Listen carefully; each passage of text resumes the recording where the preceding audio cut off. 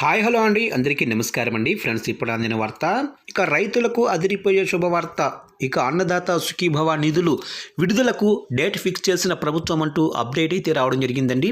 అయితే ఇందుకు సంబంధించిన వివరాలు అయితే మన వీడియోలో తెలుసుకుందామండి. అంటే అన్నదాత సుఖీభవ నిధులు అకౌంట్లో ఎప్పుడు జమ చేస్తున్నారు ఏంటి అనేది క్లారిటీగా తెలుసుకుందామండి.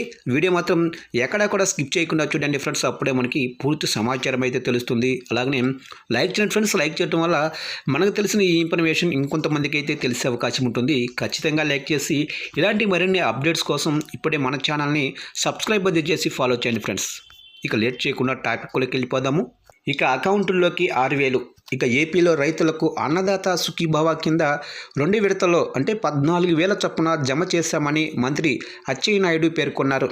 ఇక ఫిబ్రవరిలో 6,000 జమ చేస్తామని ప్రకటించారు. నిన్న కర్నూలు జిల్లా కోడుమూరులో ఉల్లి రైతులకు పంట నష్టపరిహారం అందించారు. కడప, కర్నూలు ఉమ్మడి జిల్లాల్లో ఉల్లి సాగు చేసి నష్టపోయిన 37,752 మంది రైతులకు హెక్టారుకు 50,000 చొప్పున అంటే 128.33 కోట్లు జమ చేశారు.